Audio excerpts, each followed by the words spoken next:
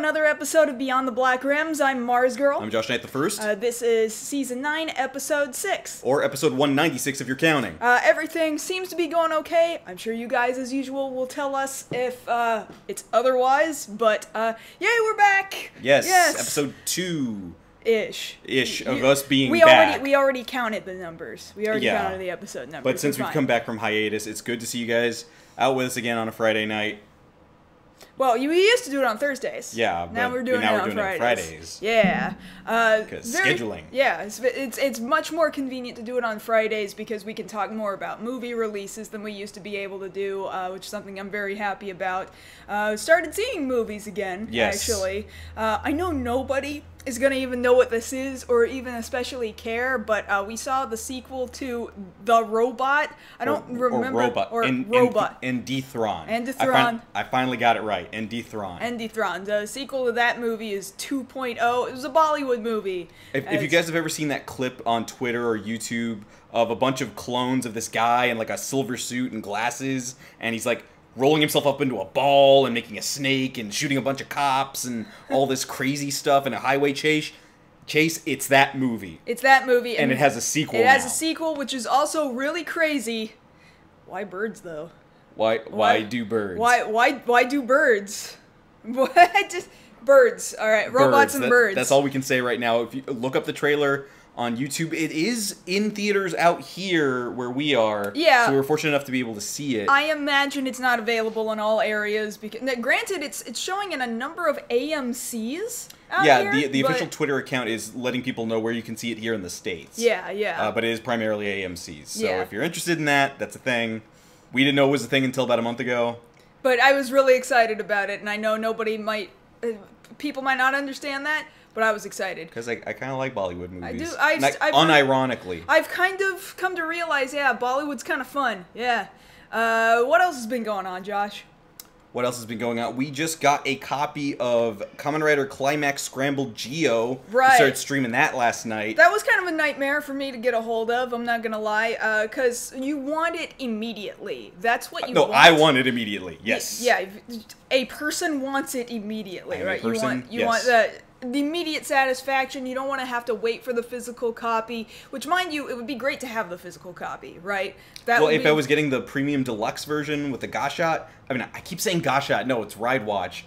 I like Gashots. But yeah, if we wanted that one, we could have sprung for the $100 set, but we found out that there was a way to get it off the e-store, basically. I tried so hard for hours to get it to take, like, PayPal, which apparently you can do. You set up a Japanese PayPal account and you can make it work, but it still wanted other Japanese information, and I couldn't do it, and I ended up having to buy prepaid Nintendo eShop, Japanese Nintendo eShop cards for like 5,000 yen and 3,000 yen, so I spent like $80 in eShop money, and now I spent more money than is necessary to actually buy the game, so now I've still got Japanese eShop credits, and I don't really know what to do with them. We'll figure something out. We'll figure something out, but anyway, so we got the game on opening day because we found out that the Japanese version has friggin' English in it. All the menus are translated, all the story is translated, some things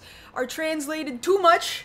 A little too literal, a little wonky. Yeah. But you can still very much enjoy the game as a fan here in the West.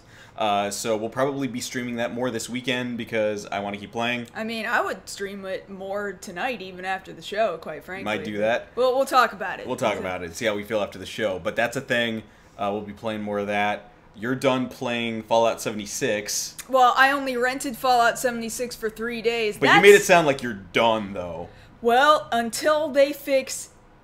Until it's not the same game. Until it's entirely not the same game, yeah, I got a 3-day rental of Fallout 76 from Redbox for PlayStation 4. My understanding is that the PC version had a lot more problems than the console version did, which is not to say that the console version did not suffer from certain issues. And they made a bunch of really stupid decisions as far as the balancing of the game is concerned overall. It's bad. It's really bad. Now, do you wish you had rented Red Dead Redemption 2? I mean, I don't know. I could do that.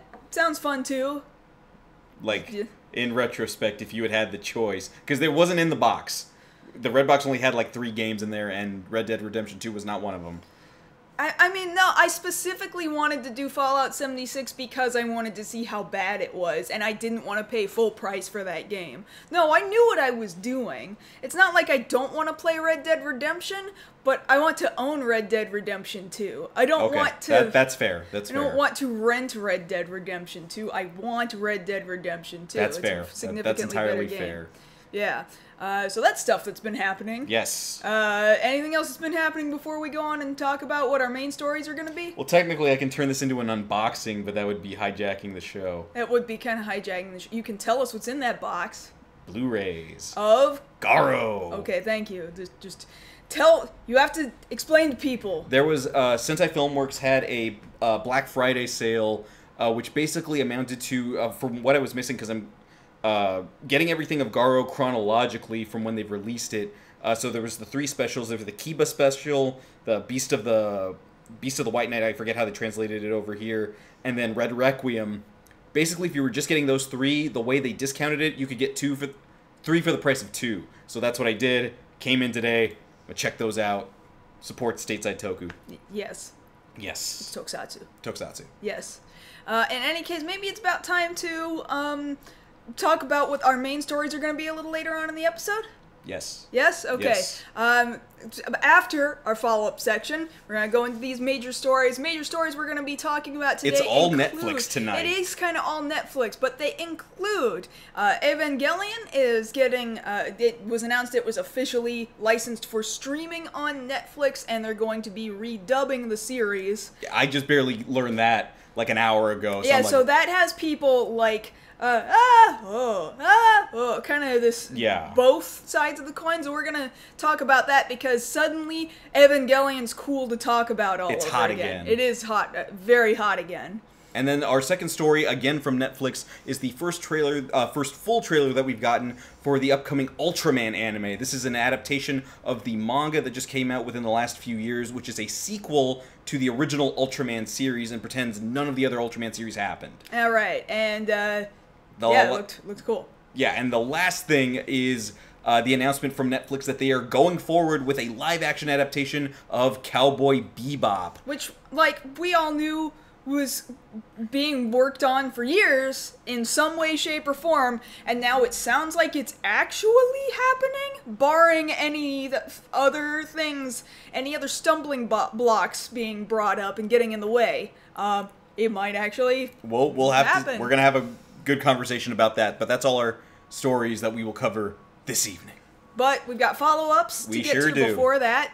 Tell me about it, Josh. Follow-ups. All right, let's get into it. So our first follow-up for the evening is surrounding up in 2 weeks over on the CW. We will have the Elseworlds crossover event between The Flash, Arrow, and Supergirl. As we said before, the Legends of Tomorrow are sitting this one out. This will also see the first outing of Ruby Rose as Kate Kane / Batwoman. But along with all of these other heroes going on, there was a tweet by Stephen Amell earlier today talking about how there's actually going to be a Smallville Easter egg here in the show that fans will not be expecting. Even though he just told us. Yeah, exactly. Well, geez. But he said he himself was not a fan of Smallville. He didn't watch it, but having been shown what it is, like he already got to screen the episodes, it made him almost piss his pants with how awesome it was. So we can only imagine what it is. We do know that he did in fact have a meeting with Tom Welling and Michael Rosenbaum just recently within the last couple of weeks to have some wine with the two of them, or they're working on a wine project of some kind. But aside from that, we don't know if they're actually involved or if it's tied in any way, shape, or form. It would just be really cool if it was an Easter egg of them going, hi, and then walking away. Like, I would be fine with that. Well, apparently it's cooler than that. Apparently it is. Because if you're expecting that, he says you're not expecting what it's gonna be, so... Maybe I'm not. So we'll have to check into that. Tell me about something else, Josh. Okay, so otherwise, that's the DC end of things. We got some sad news on the Marvel end of things. So we, of course, heard about Luke Cage and Iron Fist getting the axe. We were afraid for the rest of them. Unfortunately, there's been another victim, and it's Daredevil. Daredevil, unfortunately, will not be picked up for Season 4. We've just found out within the last 24 hours that the series has been officially canceled. Lame. Well, I was talking this over with my brother, you know, because we were both big fans of the series, and we agreed that where they chose to end it felt like they already knew it was coming, so they knew to get their ducks in a row on the ending. But it's obviously clear that this is, you know, this is the Netflix Marvel universe just disintegrating in front of us, and Disney really wants to start putting stuff on their own platform. Yes, now they did, in the press release, they did talk about how this isn't the end of Daredevil, that there are more opportunities for him. So people are thinking, well, does that mean you're going to soft reboot the series? Does that mean you're going to, I don't know, potentially shift him over to the movies, which I think would be great, as long as we get that Spider-Man team-up we've all been begging for years. You know, dare I hope. But really, it's kind of sad to see clearly across the board, everybody agreed, out of all the Marvel Netflix shows, Daredevil was the crown jewel. It was the first one out the gate, the one that did it the best character arcs, best storytelling. They made him earn his costume, which I loved so much about the first season. And then just this third season, the way they rounded out, it was so good. If you haven't watched it, what are you doing? Get on that mess. It was such a good story altogether, those 3 seasons. Do you think they're going to start removing it from Netflix? Was that part of the story? That's the rumblings right now, that they will leave it up for right now, and then once Disney's streaming service starts going, they will eventually get it off Netflix and over there. I would imagine they would do that, absolutely. Sure. But yeah, I'm sad to see it. I very much... as, you know, the two of us have reasons for getting back in shape, I want to get back in shape and do this for WonderCon. That would be do great. That version of Daredevil. That would be great. Well, you gotta hurry up, because WonderCon's only in, like, 2 months, so... I thought it was 3 months. Whatever. I gotta start running. Okay, moving on to some other news. So... Disney last week unveiled their trailer or the teaser really, for the live-action adaptation of Lion King. Is live-action really the appropriate word to use here? Live-ish? No! Nothing about that was live. That was completely CG. 100% CG. Well, not only was it 100% CG, it was almost 100% shot for shot. Yeah. And at that point, it's like, well, why even bother? What is even the point? Because I think when you're doing an adaptation, not only do you, like, yeah, you tell the same story, but you tell it in a new and a unique way. I'm going to assume that there's going to be some new and unique thing about it, and we're just being teased like this to be like, well, you guys remember this. We do know that there's a new character being added to the story, played by comedian actress Amy Sedaris. She's playing a new character for this, I guess now I can't really say, this CG take on The Lion King, who wasn't there before. Is she a human? Because then it would be live action. No, she's an animal. Oh my god, so there's nothing live action. So, she's a bird, okay. So that'll be a thing, but how much that's going to affect the story, not really. She'll probably have like 3 lines. And like, now James Earl Jones, yes, he is like the epitome of Mufasa, sure. However, when you have him saying the exact same lines in the exact same tone, what is even the point? You may as well have just reached into your archives and just played back what he's already recorded. Why would you do that? Maybe he'll sound a little different this time. Like, it sounded slightly different at the tail end of what he had to say in the trailer. Otherwise, identical. Well, he's got to record it a little bit differently, otherwise, yeah, there's no point. There's literally no point. But that having been said, like most people agreed, you can't get anybody other than him to voice Mufasa. You just couldn't think of anybody. Yeah, but you don't need to re-record him if it's just going to be word for word. So, yeah, but think about it. If they had just gone with playing the old recording back, you'd still feel cheated. Like, no matter what, you feel cheated. Exactly. The whole thing's pointless is what I'm telling you. Okay. All right. Exactly. I understand. You got it, Josh. You got it exactly right. Good, good. So moving on to some other stuff now. This was a thing we didn't cover tonight since it does technically fall under the same umbrella as the things we're talking about. But Crunchyroll is also partnering with Netflix for a Blade Runner anime. Which is... I did hear about that, yeah. Something that they're going to be working on. It's being worked on by the same people who did the prologue little short movie that they did for Blade Runner 2049 earlier this year, or rather early last year. So it's that same crew working on it. It was actually pretty good. I liked it. I don't know if they're still basing it off the storyline from 2049. A lot of people didn't really go out to the movie, but everybody who went to see it say they really liked it. So maybe that's the case. I think there's still more room to tell stories in that universe. That's true. I would agree with that. Okay, so moving on to some other news here.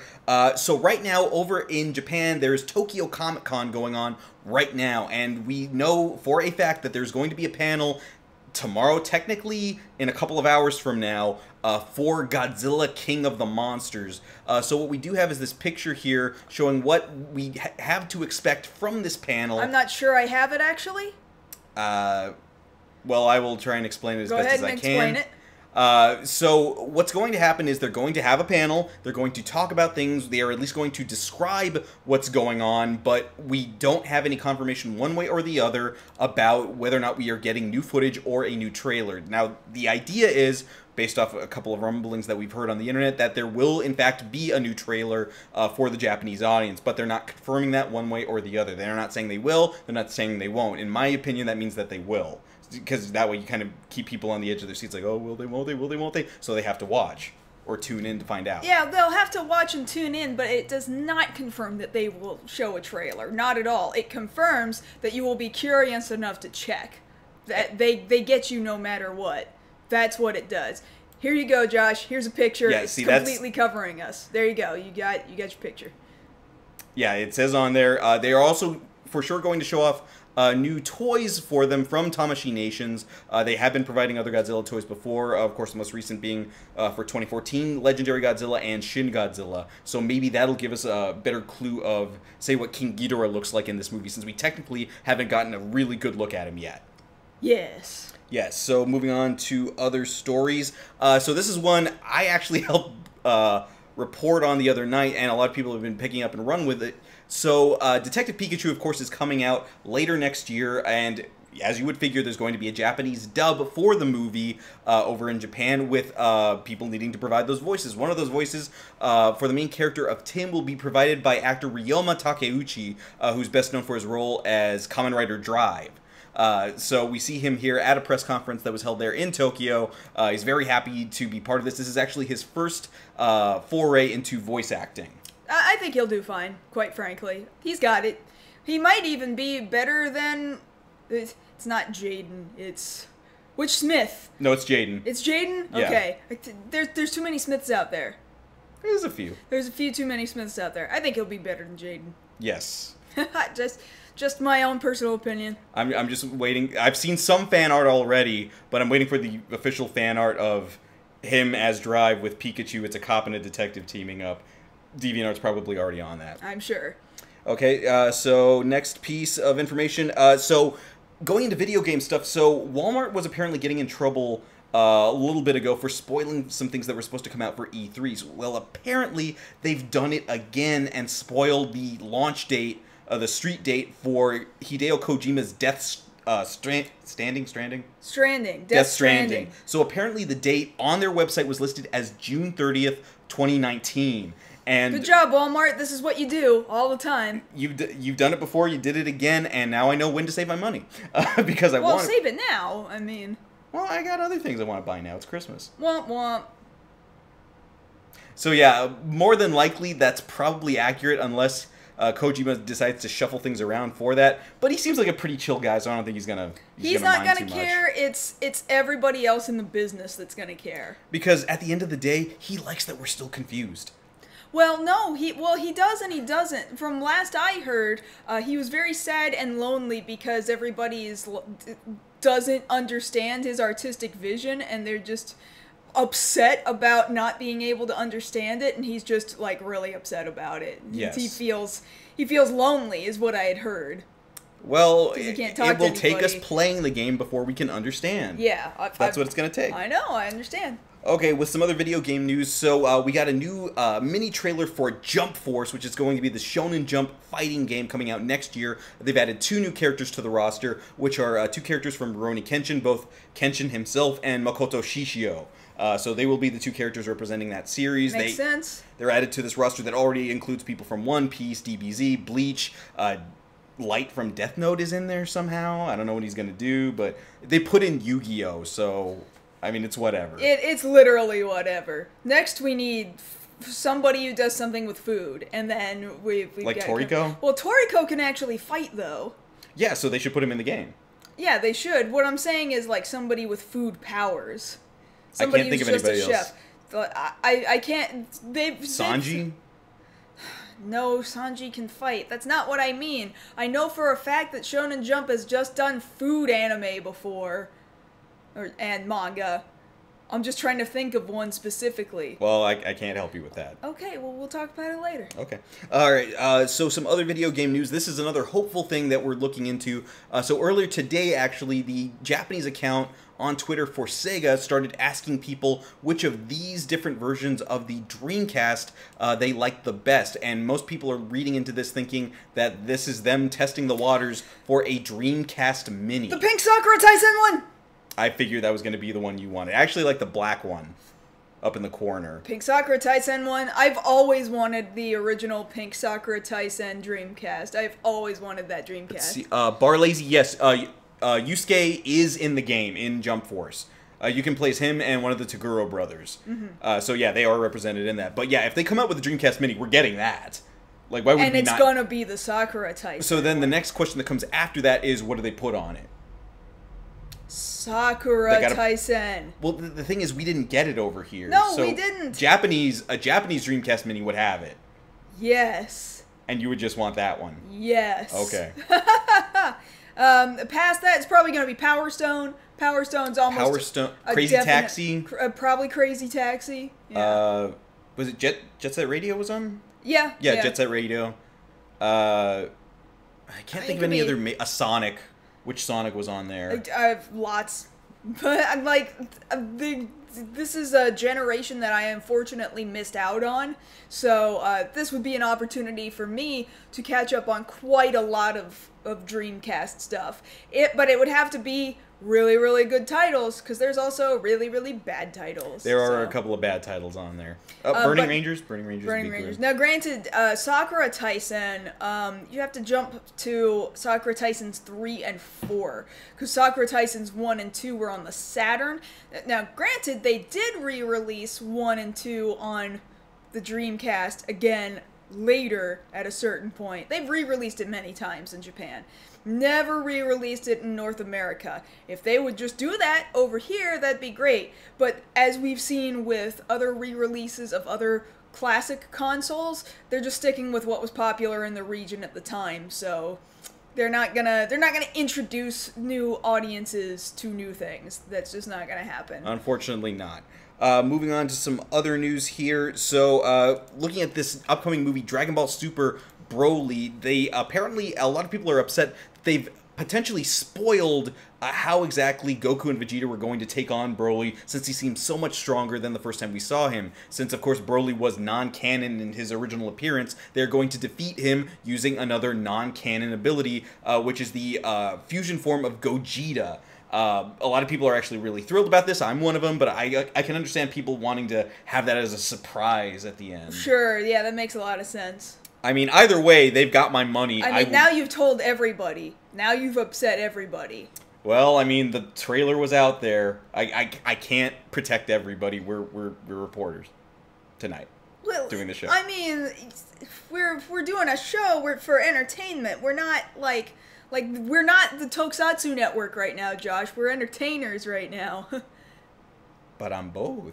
Not on this show. No, that's not what this is. Okay, and actually, speaking of Tokusatsu Network, the last bit of follow-up we've got is apparently this announcement of a Subaraya convention for winter of next year in 2019. So we have no information other than that. Just Subaraya put out a press release and a quick, 2-minute video telling us that it's coming. Well, we know that we've got lots of Ultraman stuff. We've got currently airing live-action Ultraman. We've got animated Ultraman about to come out. We've got Gridman. There's plenty of stuff that they can be doing. They're going to probably announce their next Ultraman season, I'm sure. They did make it sound like they're going to make announcements there. Maybe that will be their parallel to what we have over here in, Power Morphicon or something like that. Yeah, except it's straight from the parent company. They say it's going to be a large fan event worldwide.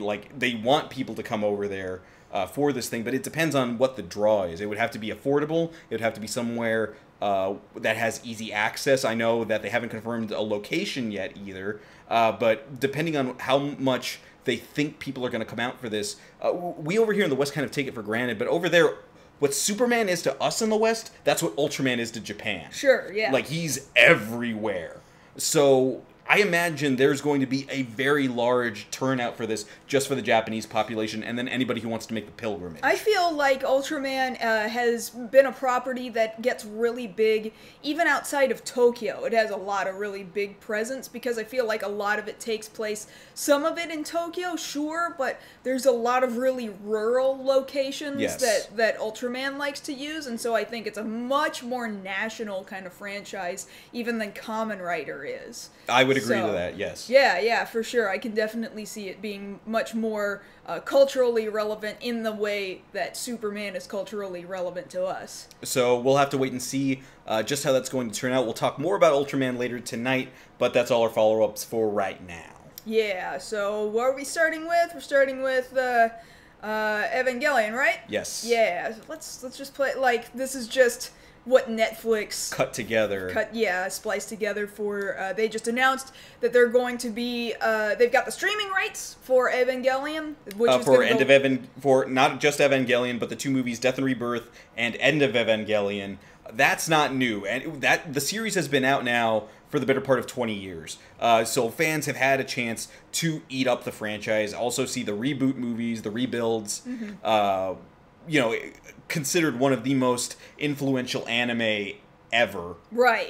You know, people are still having the same, you know, philosophical conversations about this thing, about loss, about loneliness, about depression, about expectations, all these things that really tie into the creator Hideaki Anno's mindset when he was creating it. Right. I think what's more important than getting the meaning behind Evangelion is thinking about what was wrong with Hideaki Anno when he was making this. And a lot of things were wrong with him when he was making it. He was very deep into depression. So yeah, like this is one big piece of depression artwork. Now, the thing about it that a lot of people kind of are missing, because a lot of the, I guess you'd say, current fans or OG fans, people that were there when the series first came out, are kind of just treating it as like, yeah, we're back! I can bring out my old Gendo cosplay! You know, I can bring out my Pen plushie! And, you know, they're taking for granted that there are still a lot of people who haven't seen this series. Mm-hmm. So to take that into account, for those of you who don't know, it's a series about this young boy, Shinji Ikari. His father calls on him to come back to Tokyo in the future after a major catastrophe has happened to the world, and he must pilot this giant humanoid robot called an Evangelion. And beyond that, he uncovers all of this mystery behind what exactly is an Evangelion, what are these monstrous, weird-looking creatures called the Angels that are attacking, and really all of these deep philosophical, psychological things that are forced upon poor little 14-year-old whiny Shinji. Which, yeah, Hideaki Anno, the creator, the director, has said back and forth, oh, it means all these different things, and then he said, it doesn't actually mean anything. You guys are dumb if you think it means anything, because it doesn't mean anything. Well, I think that more than anything else shows that it does mean something, and what it means is you don't look at the anime, you look at the guy who made it. And Anno, I think, is just this fascinating dude in and of himself. If you just learn more about him, this is a guy that he went to an animation school in Osaka in the 80s. He kind of in the middle of his college career got drawn into a group of other animators who ended up animating the opening ceremonies sequences for this sci-fi convention called Daikon. He did that for Daikons 3 and 4. Daikon 4 is especially famous because it was really, really good, especially for, basically, they're still students. They're not even professionals, you know, at this point in time yet. And these would be the people who would go on to create Gainax being the studio that made Evangelion in the first place, and all then kinds down of the road, the people that worked under Gainax split off and created Trigger Animation, who is currently making Gridman. Right. Now, the importance of that is that Anno himself is a devout, very serious Ultraman fan. And when you break it down, you can see a lot of those influences here in Evangelion. If you just think about how the Evangelion works, why the cord always kept getting cut, and it's a 3-minute timer. Yeah. And it's this humanoid robot fighting essentially what look like aliens. This is his it starts out as his love letter to Ultraman. Sure. Which he's done several of them over the years, different little love letters to Ultraman here and there. But that's the kind of dude he is, and you look into that and you take it in that context. Sean, thank you for the donation. I really appreciate it. Let me read that message real super quick if I can. I can't hardly read it because I made my alert window all tiny and stuff. But we'll go ahead and continue. Yeah, but once you look at it in that context, yeah, it gives you a different appreciation for it. But going into it, like, I consider myself one of the OG fans just because I remember what it was like when, back in the day, those old DVDs, like, I didn't get to rent the DVDs. Some people got lucky to rent DVDs. I had to get Sorrow encodes off frickin' Kazaa. Like, if any, or in LimeWire. Like, you won't shut up about Sorrow encodes. Because it's your uphill and downhill in the snow both ways. Yeah, this is my old otaku, you know, you had to walk 9 miles in the snow. I had to wait 9 hours to get one episode of Evangelion downloaded. And that's how I watched the whole series back then, was getting them one by one, waiting several hours to get them, and that's how I got into it. But now it's going to be completely different. This is a game changer, because whereas before you had to either wait a long time for what we had back then between the sharing sites, or find somebody who had the DVDs or the VHSs, now people will just eat it up. 12 hours you got, or a little over than, I guess 14 hours, 16 hours with the movies included.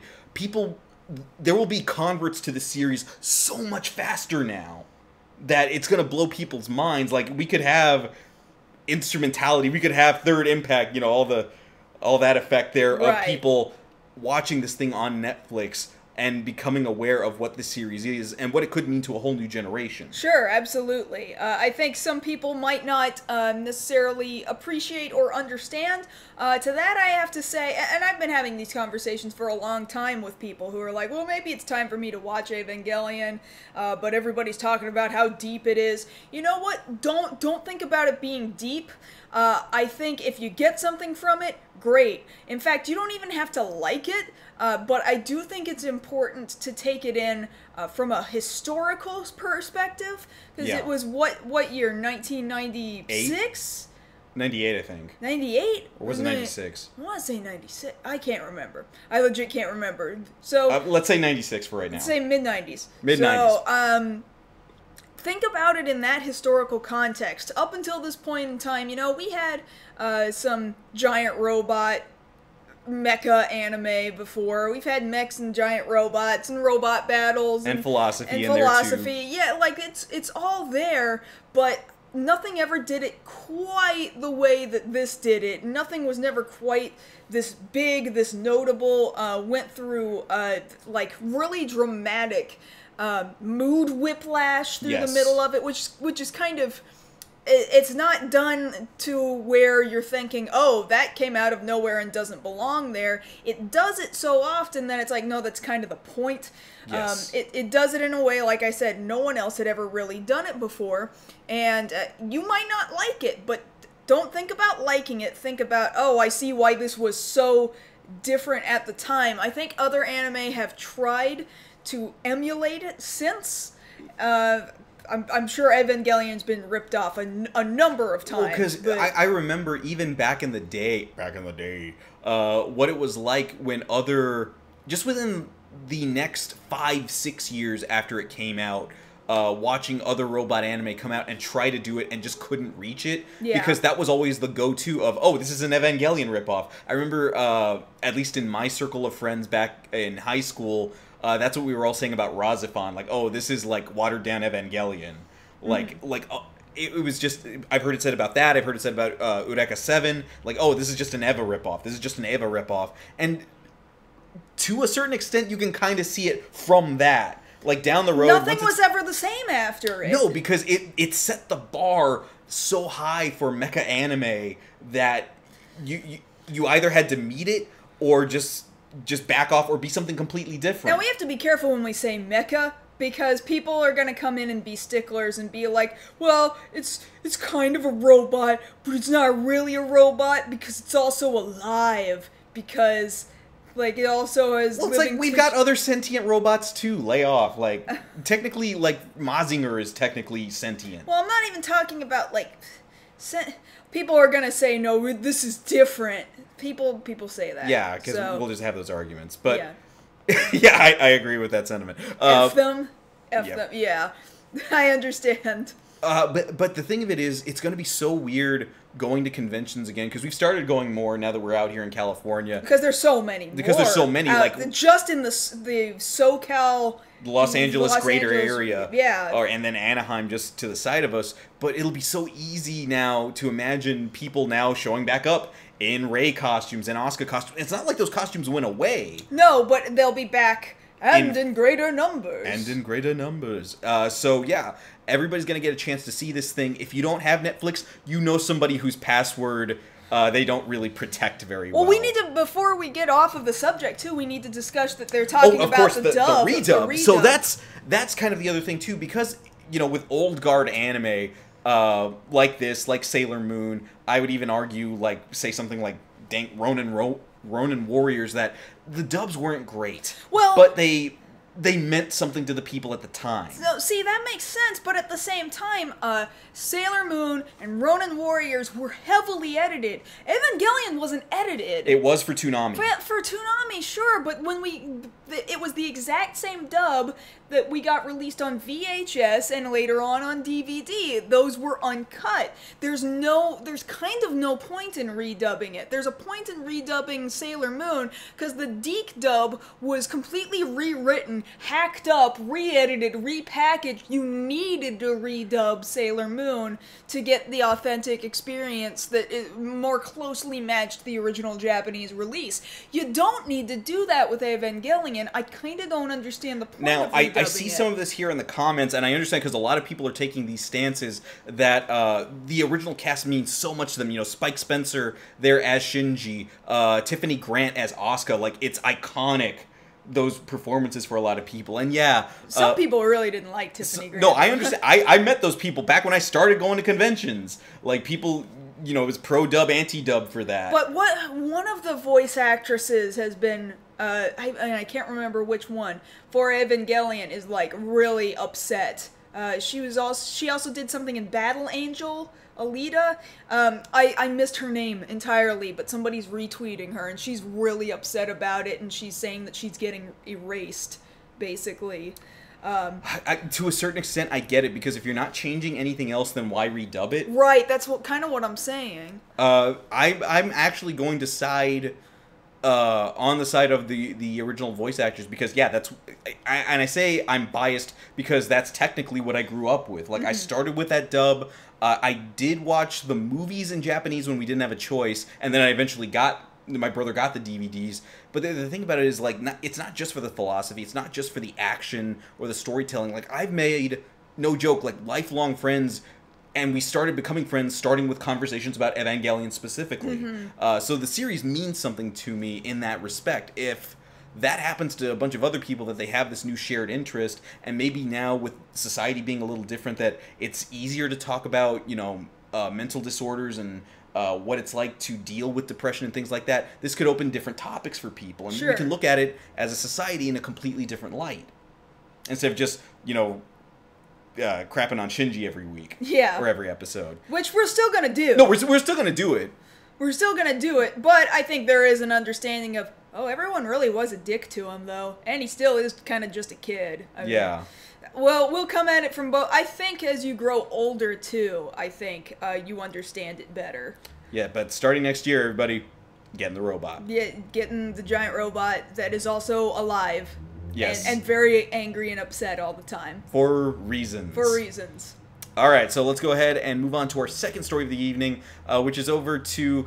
This isn't mecha anime, but people are going to think it is. It's going to be real close. Well, let's just go ahead and get right into it. So Netflix has given us our first look at the upcoming Ultraman anime. Now, from the title, you can tell there it is dealing with the Tokusatsu series Ultraman. There was a manga series that started coming out several years ago, which is a pseudo-sequel to the original series, but... From the 1960s. Specifically from the 1960s with Shin Hayata, who you see there... on the screen. That's so cool that it's like old man him rendered as a cartoon. Like, the actor's face. That's really cool to me. Like, they kept it like that in the manga, and they brought it over here to the anime. Yeah. So the story here is that everything that happened in the original Ultraman series, which is available now on DVD out here, happened. All the rest of the Ultraman series never happened. So what happens is we jump forward to the modern day. Shin Hayata has a son, Shinjiro Hayata, who apparently has inherited some of the powers of Ultraman. After the original series, the Ultraman power left him, he went away, and Shin Hayata got amnesia, and he couldn't remember that he was ever Ultraman. But he retained some of the power, and apparently that is passed on to his son. A new alien threat shows up, and now they're having to use that power again. So, okay, this power, mind you, for those that aren't aware, in the 60s TV series, like, he's part of a special science team. The Science Patrol, yeah. They are, like, patrolling for... They find extraterrestrial activity that is happening on Earth, and they go and report it back. They protect the city from, like, aliens and stuff. Right. An alien crash lands on Earth and just about kills Hayata. And that happens to be Ultraman. And he's like, yo, bro... Sorry about that. Didn't mean to do that. But you do have a threat coming to your planet. Which is why I'm here. Which is why I'm here. So, in order to save you, because I didn't mean to hurt you, I'm going to embody you. I'm gonna get in your body, and now you can become me every so often. The only catch is that you can only do it for about 3 minutes at a time, and then you gotta wait a little bit before you can do it again. And then he becomes this really big alien. And then there's giant battle, so he's not a robot, he's like a dude with a giant alien in his body, and he can fight for 3 minutes. So when you say he's got power, what do you mean does he also have an alien in him, or does he just have alien powers? He just has alien powers. Some of the powers that he was imbued with while he was Ultraman were still passed on to him. So abilities like super strength, durability, flight, and then eventually... the ability to grow in size. So these are all things that got passed down to Shin and to Shinjiro. The difference being that without actually the Ultraman entity in his body, he doesn't become the giant silver hero that we all know. So what they've done is that same science program split off to create basically what amounts to a suit of armor that will replicate the look and the insulation that original Ultraman had, which is why it's patterned. There's original Ultraman there on the screen, but what they've done is they've modified this armor to basically act as that same, the same abilities that the creature had, that the Ultraman had. So there are more than one Ultraman in this series. It starts with Shin and his son Shinjiro, but then eventually different versions of other Ultraman down the road, Ultra 7, Ace, Jack, they all eventually show up. All in armor? In armors, just not the way you remember them, except one of them. I think Taro, he looks completely different now. Oh, okay.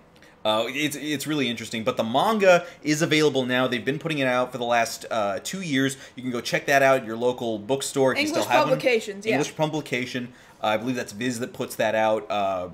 You can catch up right now. If you want to get ahead of this thing and be like, okay, I know what's going to happen, because I know for something like, say, My Hero Academia, a lot of people did that. Like, oh, there's a series coming out. There's already this much manga. Let me catch up on that, and then I'm going to be ready. You can absolutely do that for this. I've been looking forward to this ever since they announced it, but on top of that, what I really hope is, along with Gridman, that this opens the door for more tokusatsu adaptations told through the medium of anime. Because I've been begging for years for them to do that with the Kamen Rider Spirits manga, because that would just open it up to a whole new audience. That's exactly what's going to happen here. People who would have never looked at Ultraman are getting interested in this. People who weren't interested in Gridman are getting interested because of the anime. Yeah, because people are realizing that Gridman came from Tsuburaya, came from Superhuman Samurai Cyber Squad, the same thing, and then they realized, oh, I know this, but I didn't know I know this, and they're realizing, oh, I need to go do some more deep diving now. Yeah, and now everybody has the ability to get in on this. People who didn't know Well, now you know. And then on top of that, what I like about this trailer here, which is something I was worried about, but they've confirmed it, is that they're keeping a lot of the old Ultraman sound effects. That's so great, because that never changes from series to series. From any Ultraman series, there's certain sounds that they never get rid of, like the sound that he makes when he grows, that whoosh sound, and then the sound of the spacium beam. Yeah. And then his battle cry, the swatch. Yeah. They keep that through every series. There's just some staples that they don't get rid of, and they're apparently keeping those here. That means a lot to me that they're doing that. I imagine if this was to continue, like if they actually don't stop the story, but they keep it going, like, say, My Hero, where there's a manga and they can keep it going, maybe this is something that they would show at that Subudaya-con next year. It's like, hey, this is where the next arc is going to go. Like, check this out. They do have, much like with Gridman, there's already like an official suit that they have created for this thing, which looks friggin' boss. Yeah. And then, is it Fig Arts or is it Figma? One of them is coming out with an action figure. It's already out now of Shinjiro in the Ultraman gear. That's great. I definitely want to capture that because, yeah, a lot of people are saying, oh, this is just an Iron Man ripoff, and I get where that's coming from. It's coming from ignorance. You're just wrong. You're just ignorant. That's all it is. You just didn't know. You just don't know what you're saying. Just wait a little bit. It's going to come out on Netflix. Catch up and get with the rest of us who already love Tokusatsu and love this series. Exactly. If this is a bridge between anime and manga and Tokusatsu, I think that's great. Just like SSSS Gridman. I think these are fantastic bridges between these two mediums. Or the Garo anime is a great bridge between these two mediums. I think it's fantastic that people are starting to do this with these franchises. Now, if Toei, you're also an animation studio. Why are you not doing anime of Sentai and Kamen Rider? That doesn't make a whole lot of sense. You should be. Yeah. That would be another fantastic bridge if they would do it. Like, if you want to get with the times and actually come up to the modern era, this is the modern era right now. Right, like, it's okay to retell your stories. It's okay to try them in a different medium. People love these characters so much. Which, mind you, Kamen Rider has had lots of manga. Oh, yeah, a ton of them. Lots and lots of manga, but they never release it Original in North manga, America. the black manga, Spirits, Shin Spirits, little one-offs that they do here and there, the double manga that's going on right now, the Kuga manga that's going on, like... They'll never release it in North America, though. That's what's frustrating. But this! You can do this in North America. In fact, Ultraman has had a very... It's been very pervasive in North American science fiction culture. Yeah. Because it was airing, not even long after it was airing in Japan. It was airing in the 60s in North America. 60s and 70s in North America.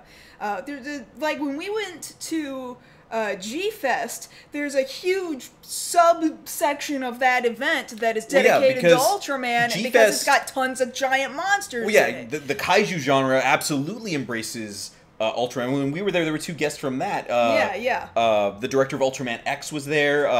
Ben Furuya, the suit actor, one of the original suit actors for Ultraman, had been there before.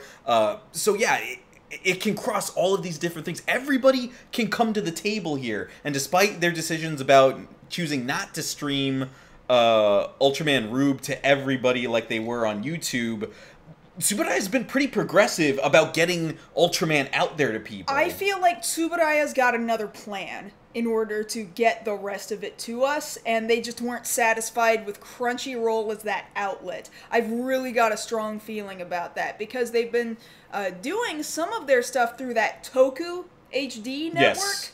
Toku did pick up a lot of the titles that Crunchyroll dropped. I feel like they're just looking into other avenues in order to give it to us. I don't think it's going to be gone for that long, because look, they're still giving us some things. They just need to find the right outlet, that's all. It was very wise of them to decide, you know what, we're going to put this on Netflix, that way everybody can see it. Because if more people see your thing, now stay with me on this, if more people watch your thing, more people want to buy it.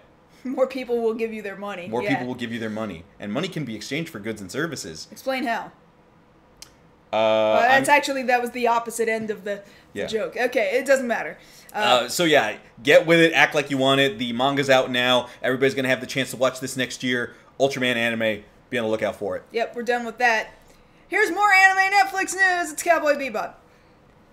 Like, this also kind of came out of nowhere and just floored everybody. Like, So mind you, I thought we were done with Evangelion, right? Right. Like, I was like, wow, I can't believe we're talking about Evangelion right now, because all we had to do was say it's coming to Netflix. And then same deal with like, oh wow, Ultraman, it's finally got the trailer out. Now I can talk to more people about Tokusatsu, and then we can have that conversation. And then we were already riding high on both of those news things just within a few days of each other.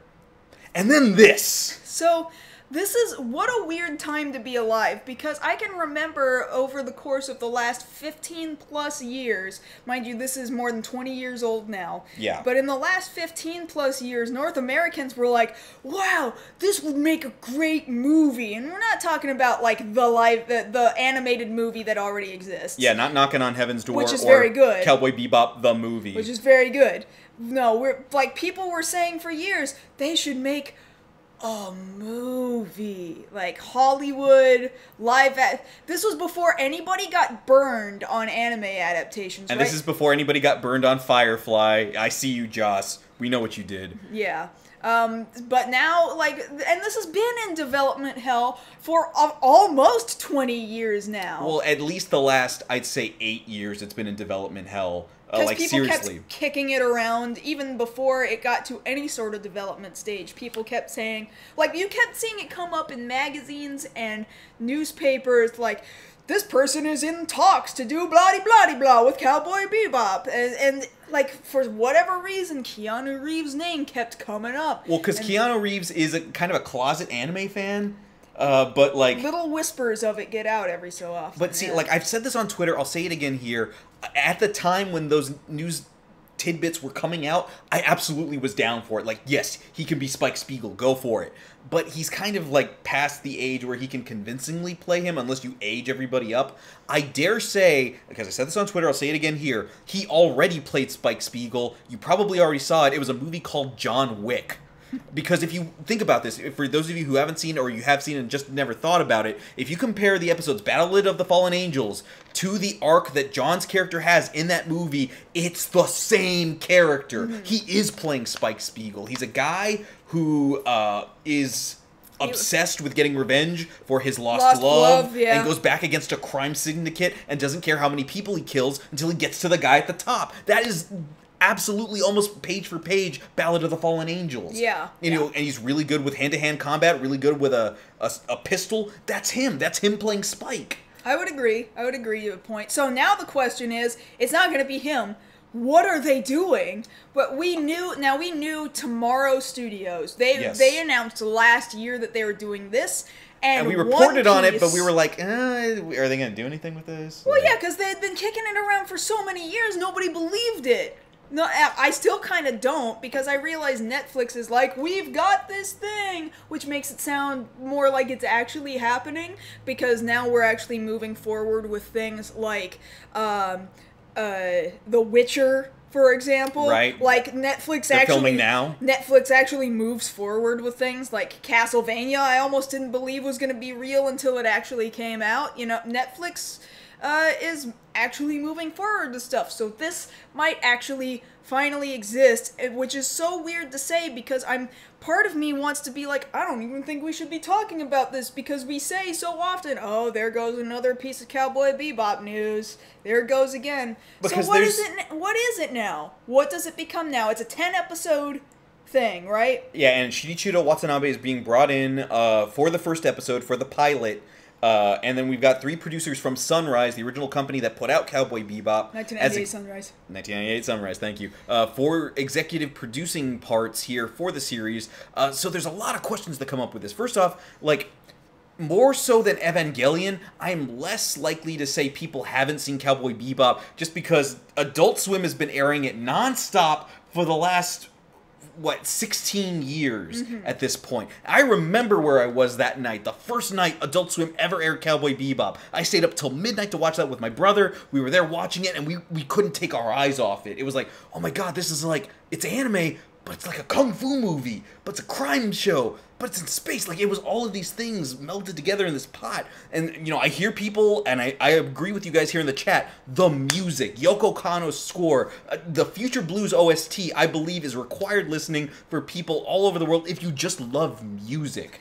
like the jazz blends that they throw into there are just iconic. And everybody's saying, like, the music is integral to this. Now, with Watanabe there, everything that Watanabe does, whether it's Cowboy Bebop, or it's Samurai Champloo, or it's Space Dandy, music is really important in each and every single one of those. Absolutely. I love the Space Dandy soundtrack. Yes. Space Dandy soundtrack it's kind of all over the place, but that's what's friggin' amazing about it. He chose really poppin' songs from lots of different artists that are really good at their particular style of music. Same deal with Samurai Champloo. I still listen to that soundtrack to this day. So I can't help but think that, well, surely if you've got Watanabe giving his creative input, he's gonna be like, well, the music has to be like this. Now, is it gonna be Yoko Kanno?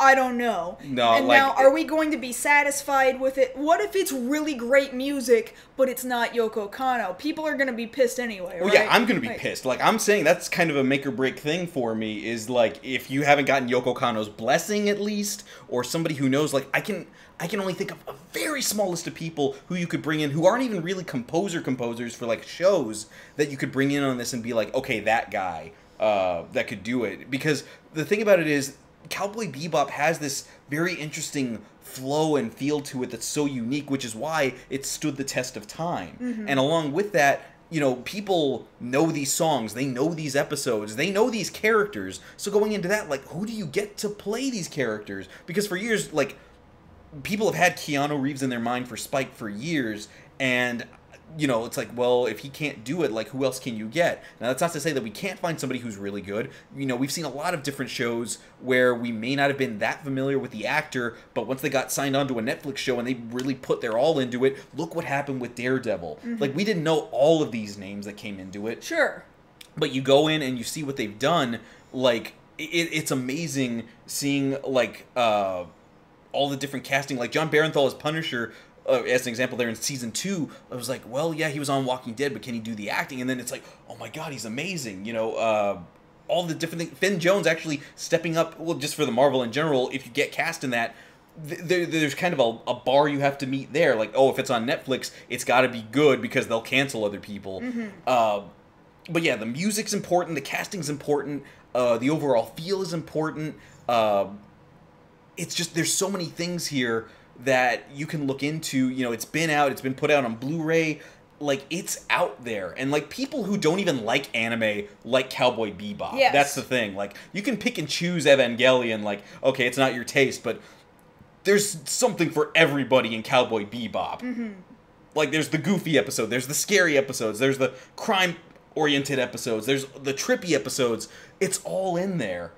And that's a really big standard to have to live up to when you're transitioning from this package of 26 episodes in one movie to 10 episodes live action. I just want to come back to the idea that I see a lot of people saying no to it now, but of course they're going to make it because we begged for it for years. Oh yeah, absolutely. So, like, I think it's easy for people to forget now that actually, yeah, we did want this. We asked for it. You forget, but we asked. We did ask specifically for this series. And I get why a lot of people are gun shy, because one of the first things that came up right after, like within the first 30 minutes of this announcement, oh yeah, you're going to try and make this? Explain how you messed up Death Note.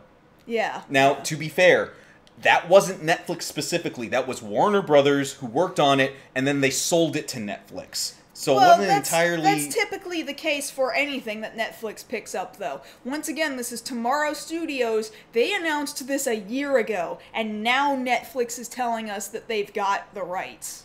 So at this point, it's like, all right, well, what are you going to do with it? Because you've got a lot to prove here. Like, I'm not going to go into the whole thing of, like, who could play who. Like, we can do that in the post-show, because that could take a long time. But point being, like, we know who these characters are. They were so good at telling these stories and making us feel something for these characters. And each and every one of them, Jet, Spike, Faye, Ed, even to a certain extent, Julian Vicious, like, these are people. You know, they've got these... We know their personalities by this point because we've seen it played over and over again, and then it kind of becomes ingrained in you. Bless you, kitty. So I don't know. Like I agree with a lot of you guys. The music is big. They can't get rid of Tank. You get rid of Tank, you're gonna They can't. Now, one of the producers is like, yeah, there's epic horns, and here's my first doodle, and it's clearly da da da da da da da da. Yeah, Tank. But we don't really know whether that means that's just him being like, I like this, or if that means that he entirely intends for Tank to be in the show. But he knows what Tank is, so I don't know. And here's the thing too, like, it's kind of that same thing that you were saying about James Earl Jones earlier, of like, do you re-record Tank, or do you just play Tank? I think it would have to be a re-recording, but it would have to be faithful in style somehow. Faithful in style, but still different. Like, if the first trailer you put out doesn't have at least that familiar da-da-da-da-da-da-da-da, like, people know that. Like, you start hearing that. Like, me just doing that, I know a lot of you out there listening immediately started going, doom, doom, doom, doom, doom, doom, doom, doom. Like, it just starts it going. And, like, you're probably up to the narration right now. Like, everybody does it. And that's how much it means to people. So, y'all better not screw this up. Because Netflix, you just took 2 Netflix series from Marvel that were getting better. You took away the good one. The across-the-board good one. We're not happy with you right now. We haven't been happy with Henry Cavill's wig.